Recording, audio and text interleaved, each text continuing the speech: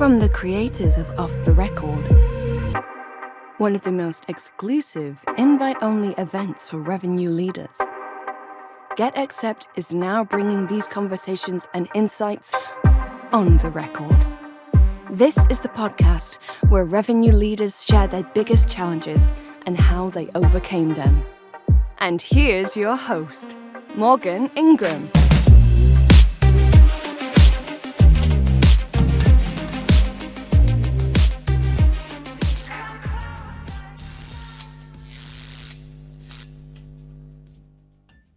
Welcome to the On the Record podcast. I'm your host, Morgan J. Ingram, and today we're talking to Laura, or as people like to call her, LG, and she's known in the industry as a very insightful sales leader. Very interesting background, moving from competitive cheerleading to become a top sales leader. And in this episode today, you're going to learn three key things that I found to be really insightful. So number one, how she's taken her unique career path to shape her approach in sales.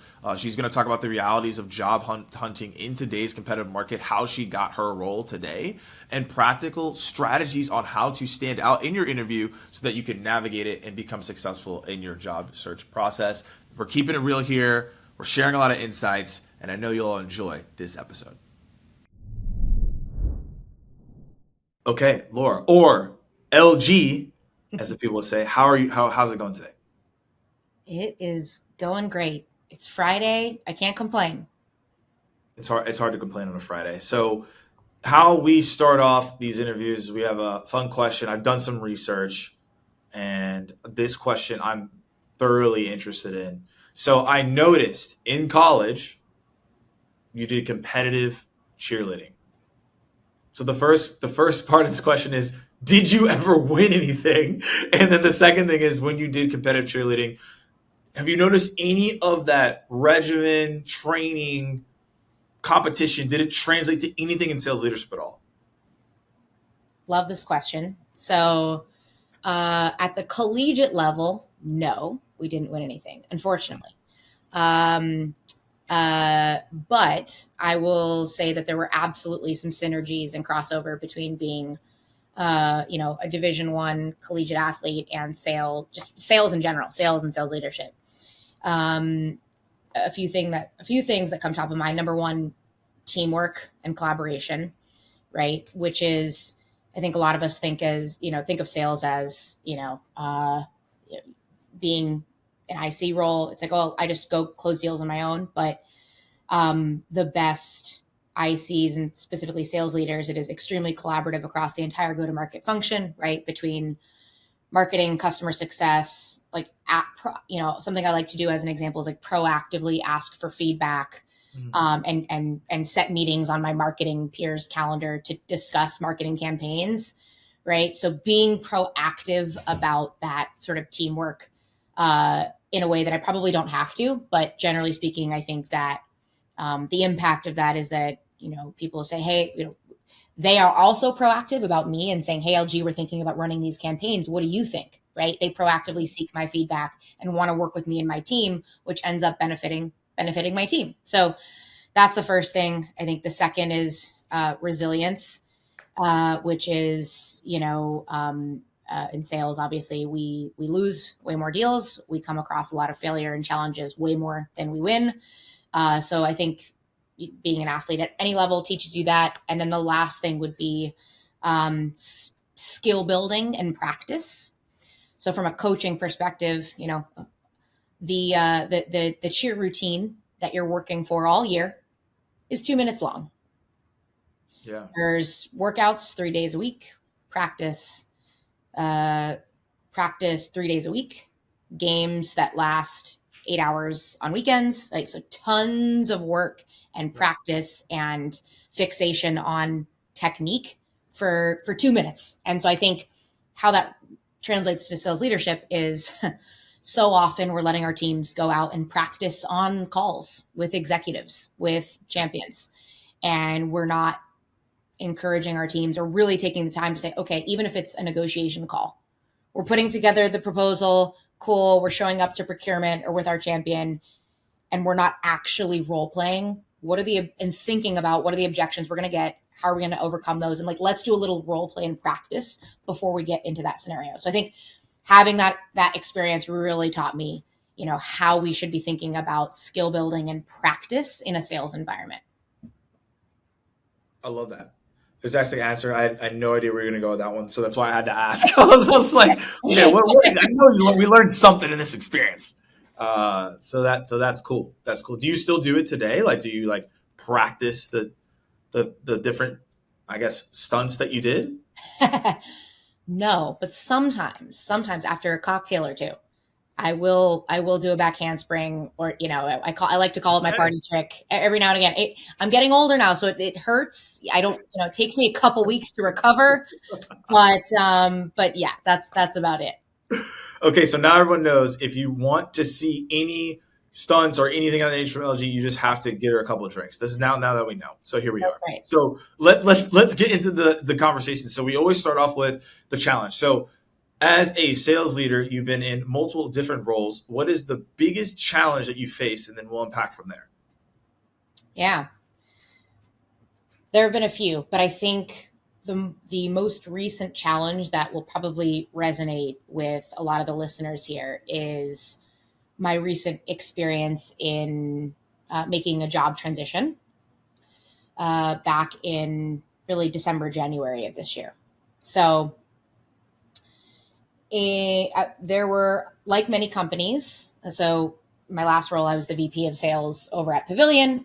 I was an executive on the team there. And like many companies, we went through a lot of changes. And we went through layoffs, which was a different challenge, repivoted our go-to-market strategy in a lot of different ways. And as much as I love Pavilion, loved the leaders, loved the culture, loved the mission, I had been there for 3 years, and I just felt like it was time to make a change. I was ready for seeing, I was getting tapped by different recruiters. I was seeing what was out there in the market, and I was ready for that next thing. And I had been thinking about it and stewing on it for a few months, but things were going well at Pavilion, right? We were stabilizing and increasing performance. I loved my colleagues, and in seeing what was going on with a lot of leaders in the macroeconomic environment and how difficult it was to find a job, I was like, I don't know if it's the right time. But ultimately I made the decision to quit without another job lined up, primarily because I respected Sam and Kathleen and the whole team at Pavilion. And I also felt like because of my network, there's probably a good chance that I'd be able to find a new job within a month. That was what I thought. And boy, was I humbled in that experience. Yeah, exactly. So, January 1 was when I was, on the market officially. And so really my approach was a couple of different things. So I would say, number one, the biggest challenge was that the headline here is that I found a fractional VP of sales role. It took me 3 months to find that. And they wanted to extend a full-time offer to me, but I wasn't sure that was, exactly what I was looking for. It's a great company, great team. So we ended up agreeing on the fractional, and it took me 5 months to find the role that I'm in now at Varicent, which I would say was sort of my dream role.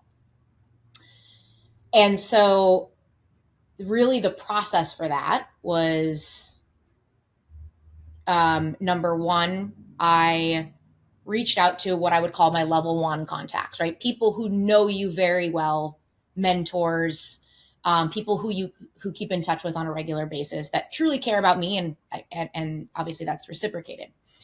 Then I reached out to, level 2 contacts, people that I know, maybe I've been in a meeting with them, maybe they were an old customer, old colleague.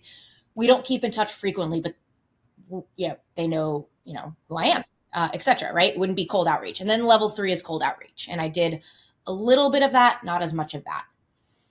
I ended up participating in 5 interview processes to land where I'm at now at Varicent. So I'll pause there because there's a lot of ways that we could probably take this. Yeah. Okay. So I want to talk about the fractional part because I wrote down here, how did you stay motivated or motivated on the path to eventually lead to the role you have today? Because you easily could have just been like, the market is bad and just go back, or take something less than because you start feeling the pressure. So you took the fractional. So what was the reason around that? Yeah, so that's a great point. I would say that one of the first individuals I spoke with was Asad Zaman, CEO of Sales Talent Agency. He is a phenomenal human being, and he runs the Top Line podcast with Sam, and they do a lot of work with Pavilion. And I spoke to him just because he is an expert in terms of hiring, what's going on in the market, and how that is impacting opportunities for folks at various levels. And one of the things he told me was, LG, I think it's going to take a little bit longer than you expect, not just to get a job, but to get the job you want and deserve, right? Because just because two people are single doesn't mean they should, necessarily be together. Right? Probably So, not. yeah. So, he's like, it's going to be tempting to take something, the next job that, where you get an offer. He's like, don't settle. He's like, I'm just going to tell you that right now, don't settle. And he was very adamant about this message. And I remembered that from the get-go.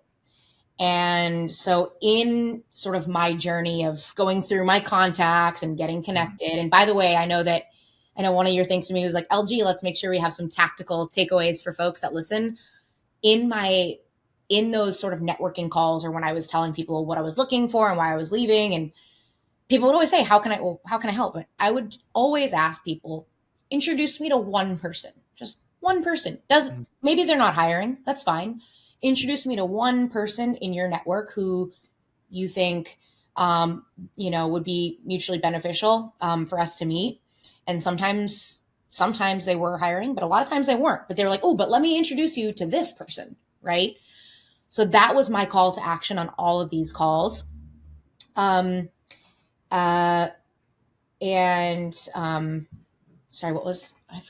I'm blanking what your original question was. No, the original question was, how did I stay motivated? Right. How did you stay motivated? Yeah, okay. yeah. So how did I stay motivated? So my whole career, I have been recruited, multiple offers, and that's a big part of why I said, oh yeah, I'll be able to find a job within a month, right? Even though I was looking for executive roles. It was, as I mentioned, I went through 5 full processes. 3 of those, I did not get the role. One of them, I was given an offer and turned it down. And then one was the role here that I'm in at Varicent. And I would say that in the feeling after finding out from the recruiter from those 3 processes that I did not get the role, so I was opted out in various parts of the processes. Some, it was midway through the process. Others, it was me and one other candidate, and they ended up going with the other candidate. I can tell you that for 24 hours following that, it was hard for me to focus on anything, right? Yeah.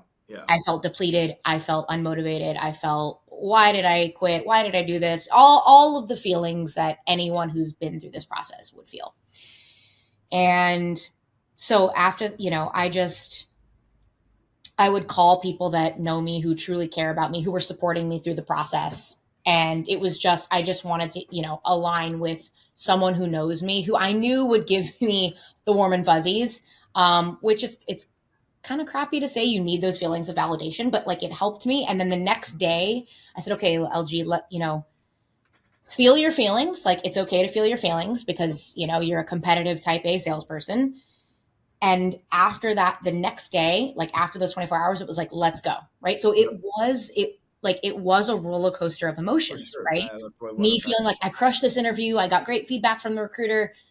And so you've just got to, again, going back to the cheerleading and the resilience, it's let yourself feel those feelings, but and I would also write down an action plan.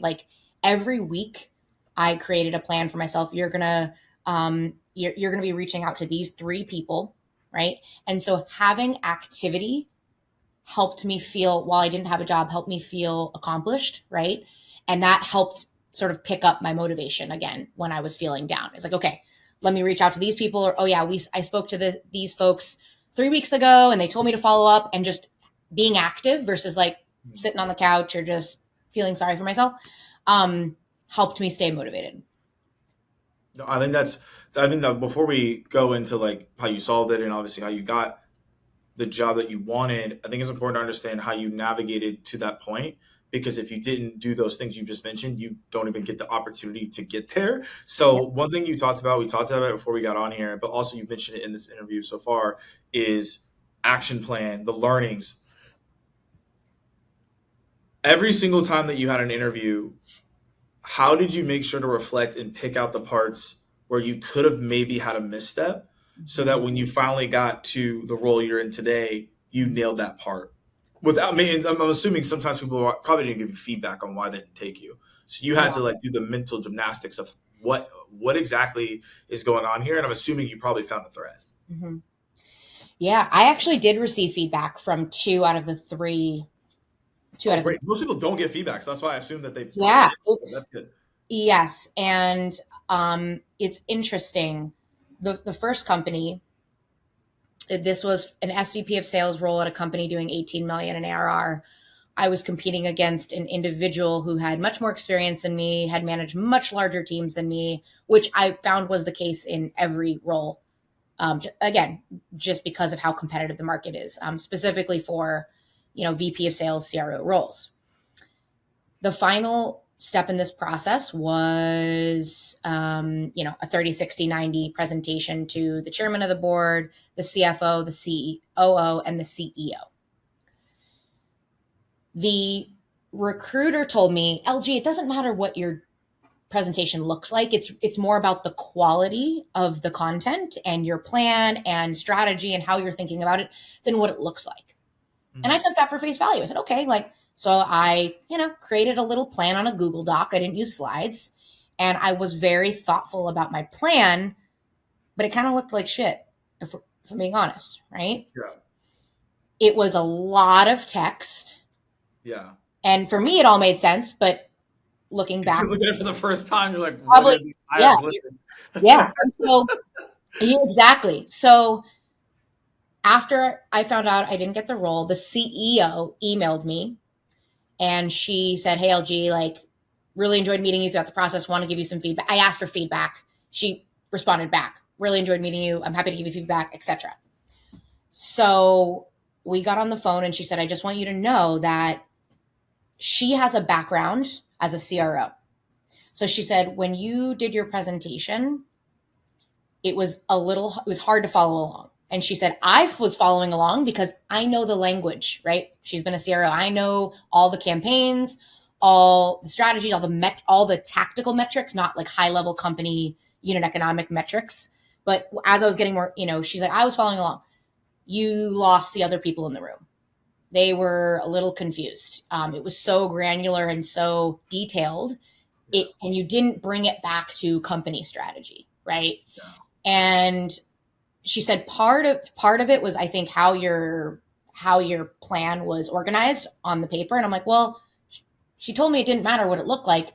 But again, sitting in a COO or a CFO's shoes, who's not in revenue all day, every day, I could totally see how they would be somebody with some really sort of thoughtful slides, less text, keeping it big picture, and maybe having your super detailed plans there in an appendix, right, in case they ask about it or whatever, but keeping it high level and strategic. So that was a really good learning for me that, I took with, forward in other processes around understanding who's in the room. And just because I know revenue really well and all the language doesn't mean depending on who you're talking to, right? Just like an enterprise sale, people are going to care about different things and have different levels of knowledge. So yeah, that was a big learning for me with that one process. But so I think that's a really big piece too, is that one person's feedback in that seat could not completely derail you, but it's taking things at just the whole holistic value. If there's going to be other people in the room, it's let's not overwhelm them with info that I know myself. To your point, let's add some info. I think there's a whole thing on this right now, even for websites. It's you want to have less than X amount of words on your homepage or something crazy like that. I don't know the exact status, so I don't want to misconstrue it, but it's how you set up that presentation and visuals is important because then people can receive it easier. It's like, oh, okay, I hear what you have to say, and then I'll get distracted. So kind of moving into the next phase of this, you went through all those challenges, you had the up and downs, you were like, oh, I thought this was going to be easy leaving Pavilion to get a job. It wasn't, right? But you said, okay, you got to this one company that you're at right now and you nailed it and you got a job. So what were the things that you fixed? I'm assuming you had less text this time, but what were the things that you fixed and got you into that role? Yeah. So I took that learning along with a couple other learnings, which was looking back, I think I did an average amount of research, I would say. Okay. For those other roles. I looked at the website, looked at G2 reviews, looked at people's LinkedIn for a few minutes before the call, right? That's probably what most. What was the reason you weren't more thorough though? That's a good question. And I would say I wasn't like maybe 100% committed or sure that I was like really interested in the space or all in, right? I wasn't all in, but I still wanted to get an offer because I'm trying to understand what is my value, what is my worth in this economy. It's good to have options, right? Like I still was wanting to get an offer, even if I wasn't like 100% sure I wanted to take it. And so I think I also didn't realize how competitive it was, right? So, again, I think part of it was like maybe subconsciously I wasn't 100% committed. But when this role at Varicent came across my desk after, I would say, the first call with the CRO, that is when I got, which was who, I'm reporting into, that's where I got really excited. And I said, I am going to put 120% effort into this process because this is the job that I want, period, point blank, no excuses. And so, the feedback, again, I was competing against sales leaders from Salesforce, SAP, big companies, and I don't have any of that on my background. Yeah. And the interviewer, the recruiters told me, LG, like you have a very unique profile. And so I approached every step of this process differently. And I said, LG, you're going to get this by showing up differently. That's it. You're not going to get it because you have better experience or more experience or manage bigger teams or manage bigger deal cycles than the folks you're competing against. So I'll share a couple. Do you want me to walk you through like the whole process or? No, I would love to get an understanding of the process, and then I have a follow-up question on what you're saying, but I think the follow-up on the process would be helpful for people on how you prepared for that and why you nailed it this time. Okay. So I knew going into this role that my disadvantage is that I didn't come from the space and I didn't come from big tech. Yep. At the same time, I know that given where the company is at, they are looking for coaching. They're looking for operational rigor. They are looking for skill development to up-level the team because, essentially the company has grown to 150 million in ARR by having a best-in-class product, by having a good go-to-market strategy. It hasn't been from very precise, sales execution, right? And that is what is needed to take us to 305 million, et cetera. And that is the world that I come from, right? At Pavilion, sales coaching, training, and just really being, my profile of really being sort of maniacal about skill development, sales methodologies, et cetera. So the recruiter reached out and you have a different background, but this is the firm that I hired all of my sales reps and my sales leaders from at Pavilion. So they know me very well. And they said, we're putting about 20 profiles in front of the CRO. The CRO is going to pick 5 people to go through the process. I said, okay, great. Hopefully I get to meet him. Yeah. I didn't hear back for a week and a half. You're like, uh-oh. I'm like, uh-oh. I found him on, Zoom info, put together a very thoughtful, personalized email, using a little bit of information that I knew about the company, about his background. He's taken 2 companies public. And I said, look, I realize that I may have a very different background from many of the other folks that you're evaluating. And I view that as a unique differentiator. Here are the things that I'll be able to bring to the table based on the research that I've done on the company. I, would love the opportunity to be considered for this role. I got within, 2-3 hours, the recruiter reached out to me, said he wants to talk to you.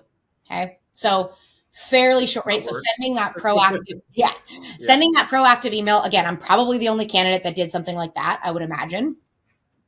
So that landed me the first call. Again, I did a good amount of research in the first call. But then from there, when I decided I was all in, I probably prepped for 5 hours before each interview, looking at YouTube video, signing up for their webinars. I attended a webinar, reviewing LinkedIn, looking at all of the messaging that each of the executives and posts that they've posted. But really, when they asked me, what do you know about Varicent? I was able to articulate an elevator pitch. And somebody even told me, like, that's probably better than some of the people here who've been here for years. Our own reps. Yeah. So they were like, so that was, I sent videos before each interview, right? An example, right? So my whole thing was, I'm going to show up like it. I'm going to treat this like an enterprise sales process, right? Which is showing up differently, becoming such an expert in their space, in their product, so that they can envision LG already works here, right? Because when I think about who I hire, it's like they have done so much thoughtful research on me, on my company, on the product, on the space. Their questions are so thoughtful, they're strategic, and they are hungry and they really want this. And, that is a big quality that I value, right? Because how you show up in the interview is how you're going to show up in the job. Yeah. And I was just trying to take my own coaching to what I expect in interviews, right? And so then what I did was I created, as I got to the final rounds, I created the Salesforce V2 MOM, vision, methods, values, etc. I hired a marketing consultant. I basically created the outline on a Google Doc. I hired a marketing consultant for $200 to put this in a beautifully branded PowerPoint presentation. Which, by the way, I want to call this out for everybody. I used to be like, I don't care about design. I don't care about this at all. Whatever. I'll just talk it through. I have now probably overinvested into design and things because if you have the delivery and also the design, it means so much. But I wanted to interject there on how important that is because people will look it over, especially in sales. Totally. And it's remember I learned from my first one where it was this messy Google Doc with all this, LG's random thoughts on a Word doc. It's that looked like shit, and it's that's not representative of my brand, or at least I didn't want it to be. No. And so $200, the best $200 I've ever spent in my life. Right. And so what I did, I sent it to the executives before the meeting, before the interview. I said, hey, right. It had all of my ideas, how my values align with the company values, a full page of references of people that have worked for me. And, it's funny. I shared this with folks that are looking for a job and they're like, LG, what, so it sounds like this was a lot of work. It's hell yeah, this was a lot of work, but I wanted this job. And it's unfortunately, to get a job in the SaaS world with a great company who's growing and doing well with, great culture, it is so hard to come across those companies these days. And there's so many great candidates out there that you have to separate yourself and you have to show up differently. Right. Yeah. So anyway, that is what, I think me showing up and the way that I approach this is why, despite the fact that there were candidates that had much, sexier logos on their resume or maybe more experience than me, that's what allowed me. I leaned into what could be perceived as a weakness, not having that experience and just honing in on my strengths and just saying, yeah, I don't have that experience, but I'll learn and here's what I can contribute. And then of course, writing very thoughtful thank you emails, the videos, and the V2 mom were some specific things that I think helped make an impact here. So. Yeah, no, I love that. I love that walkthrough. It gives everyone an example. I feel like at the end of the day, like it has become easier to find and get what you want. And the only reason that is the case is because of due to technology and the access that you have. Like probably back in the day, you probably just can't find a CRO's email and hit them up and say, hey, like I want to have this. Like that just probably wouldn't be able to happen. But now you can do that. And you took advantage of that and you were able to get it. So as we wrap up this interview and we've gotten to the point where you obviously have the job now, you're doing all these different things. Now that you're in the seat, how has this impacted you professionally and personally now that you are at the spot where you're at and you went through those ups and downs to get here? How has it impacted me personally? Like getting the job or just being there, like getting the Yeah. job. I mean, I think first and foremost, getting the job and being in the job are two different things. Yep. You know, it's like my dad always said, it's like being, when I played varsity basketball, it's like making the varsity team and playing on it are two different things. Getting on there is a different feeling than actually starting on the actual team and doing well. So really, in essence, like, yeah, you got the job, but like, how does it feel to be in it now? Like, it's two different things. Yeah. I would say it's definitely exceeded my expectations. Just a quick call out, right? One of the things we talked about before we hopped on here was the decision, sort of how I was making the decision of like what I wanted to do next. Right. And it was like, I was looking at VPs of sales, Series A, Series B companies, or maybe second, third, fourth line manager at a larger SaaS organization, and which direction did I want to go in and why? And to me, what mattered most, I was actually open to either situation. What mattered most was like, am I going to a company that is selling an aspirin, not a vitamin? Like I need to have product. Yeah. Right. Are they growing? Are they profitable? Because if you are going to a company that is growing and profitable in today's environment, that is going to be, 70% of your success, like right. Period. The other 30% culture, your role, etc. So I want to call that out because that has played a big impact into the sort of short-term success that I'm having in the role now, right? Which is that, again, skills, there's a lot that we can control, but also again, finding a company with healthy unit economics, growing, right? Not too saturated of a space are all really important sort of external factors that play into your success. So I would say, yeah, it's had a huge impact on me personally because, I have a healthy amount of stress, right? In sales leadership, I think there's like, that's normal, but it's, we get particularly stressed or fear our jobs when we're like in a really saturated or competitive space and right.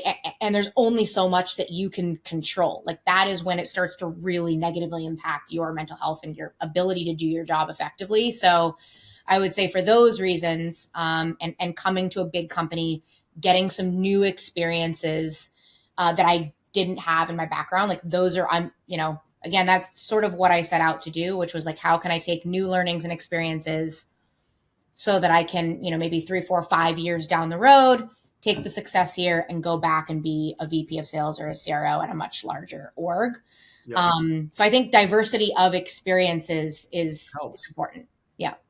No, that's absolutely key. And Algie, thank you so much for sharing your journey, what you learned in the journey, how we've now obviously got a major in design now due to your feedback. But as we wrap here, what are some shout outs and mentions that you want to say here as we wrap up? Shout outs and mentions. Okay. I would say, if you are in the market looking for a new role, spend twice as much effort on on interviews as you think you need to. Yeah. Period. So that's the first. There are so many good people looking for roles. Right now I'm interviewing enterprise sellers. I interviewed folks from Gong, Outreach, Salesforce, VMware, the best SaaS companies in the world. all incredibly talented, right? And I only have a few, and looking to make changes for different reasons, right? Yeah. And I only have a few spots to fill, right? And so it's like, you could be the best at what you do, but if you're looking to make a change for whatever reason, really map out your plan of how you can show up and be different in that process. Sending videos, do research. I connected with one of my mentors when I was meeting with our CEO. I reached out to 5 different people just to say, hey, these are the questions I'm planning on asking. What do you think? Are these good questions to ask the CEO of a $150 million company? Like, yeah. Just the sheer, that's a little thing, like what questions you're asking, but I treated that as its own major exercise, right? Yeah. So think about, be very intentional, treat your interview process like an enterprise sale. That's really the biggest thing. And also just know that it's hard for everyone. If you're in the market, if you're interviewing, I'm pretty well connected, and I got a lot of calls and I got a lot of intros, and that's great, but it's hard for everyone, regardless of your experience, your expertise, what role you're looking for, whether you're looking for an SDR role or a, CRO role. It's tough out there. So just keep going. Use that, like when you're meeting with people, like, hey, if you could just introduce me to one person, like that's a pretty low ask. Yeah. And slowly, the more that you do that, right, it's a numbers game. You're going to get introduced to someone that'll lead to a consulting opportunity or a new role. And that will also be helpful. So, well, LG, thank you so much for your time today. Everyone listening in, make sure to take note on this and go execute. We appreciate you all, and we'll see you all on the next episode. All right, that's a wrap for today's episode. As I told y'all, this was going to be a good one. 3 key takeaways you need to do right after this conversation. Preparation is everything. LG showed us exactly how to go the extra mile in research and how to prep for your interview to make sure you can be set apart, especially at the executive level, y'all. Y'all know how it is. Stand out from the crowd. In this competitive market, it's not just showing up. It's how can you differentiate yourself and how can you be different with personalized outreach, tailored presentations. Don't just be like, oh, here's my deck, like actually be prepared. And the last part, number 3, is resilience pays off. You saw that in her journey. The setbacks just made her more encouraged, stronger to push forward and have the right approach. So thank y'all for tuning in. Take the advice that LG had if you're right now in the job search or if a friend in the job search, send them this episode. I hope you all have a good one.